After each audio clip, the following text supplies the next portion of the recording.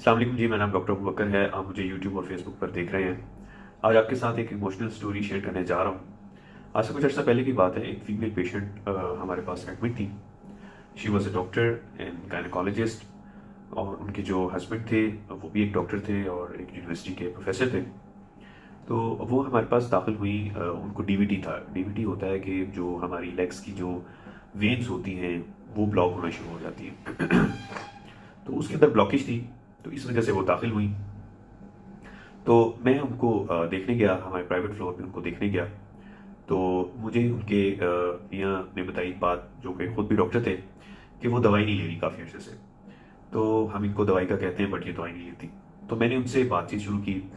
तो वो मेरे से पहले तो मैंने उनका कॉन्फिडेंस गेन किया, उनसे थोड़ी गपशप की और उनसे उनकी स्कूलिंग के बारे में, मेडिकल एजुकेशन के बारे में पूछा। कॉन्फिडेंस बिल्ड करके फिर मैंने उनसे पूछा कि आप क्यों नहीं दवाई खाती।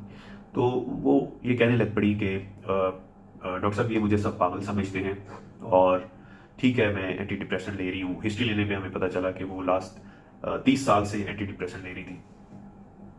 तो उन्होंने हमें बताया कि मैं एंटी डिप्रेशन ले रही हूँ, लेकिन डॉक्टर साहब मैं पागल नहीं हूँ। ये लोग मुझे, ये जैसा मुझे पागल समझते हैं, मेरी बात नहीं सुनते। तो मैंने उनसे फिर उन्हें कहा कि आप मेरे से बातें करें। तो उन्होंने फिर मेरे से जो है वो बातें शुरू की। मैंने उनसे जो है वो उनकी एजुकेशन के बारे में और उनकी जो है वो हॉबीज़ के बारे में पूछा, और उनके ज़माने के किस्से सुने। तो वो खुश होना शुरू की। फिर उन्होंने मुझे कहना शुरू कर दिया कि बेटा मुझे ये बताओ कि मुझे डर लगता है मरने से और आखिरत से, कि अल्लाह पाक मुझे माफ़ कर देंगे। तो फिर इस हवाले से भी उनसे बात हुई कि अब इंशाल्लाह अल्लाह पाक तो गफूर रहीम है, अल्लाह सबको माफ़ फरमा देंगे।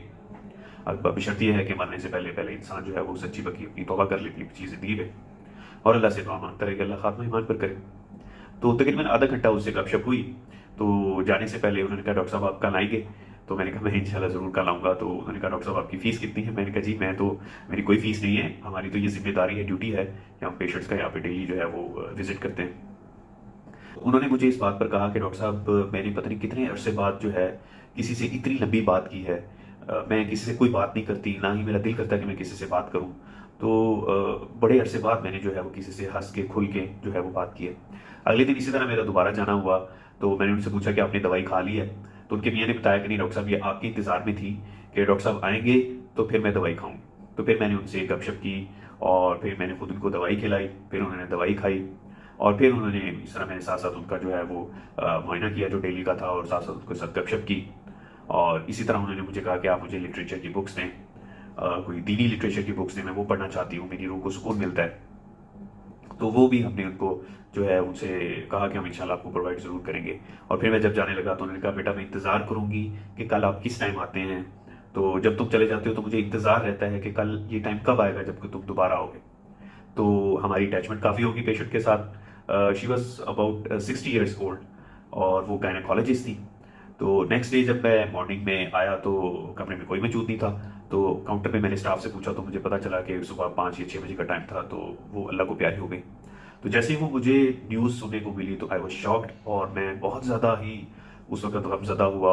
और पता चला कि चूँकि डीवीटी एक ऐसी बीमारी है जिसमें टांगों की जो शरियाने हैं उनमें जो है वो क्लॉट जमा हो जाता है। अब वो क्लॉट अगर ऊपर की तरफ मूव करने लग जाए, ऊपर चला जाए, तो वो फेफड़े की मेन शरियान को बंद कर देता है, जिससे सांस बंद होना शुरू हो जाता है, और जो है जिस्म की जो ऑक्सीजन की परफ्यूजन है वो कम हो जाती है, और मरीज की डेथ हो जाती है। ऑल्दो कि हम इसकी प्रिवेंशन के लिए उनको ये मेडिसिन दे रहे थे, लेकिन अल्लाह के हुक्म से उनका जो है वो वक्त पूरा हो चुका था, हम उनको बचा नहीं सके। तो वो अल्लाह को प्यारी होगी। तो वो एक ऐसा इमोशनल अटैचमेंट थी हमारी एक दूसरे के साथ कि वो काफ़ी दिन तक मुझ पर ये असरअंदाज रही। तो ये स्टोरी शेयर करने का मकसद ये था कि हमें हमारे घर में जो पेशेंट्स होते हैं, जो बुजुर्ग होते हैं, हमें उनके साथ इमोशनली अटैच होना चाहिए, क्योंकि वो लोग, वो चाहते हैं कि उनकी कोई बात सुने, उनसे कोई बातें करे, बजाय ये कि हॉस्पिटल में डॉक्टर उनसे बातें करें, उनके साथ इमोशनली अटैच हों, जो कि उनको भी होना चाहिए।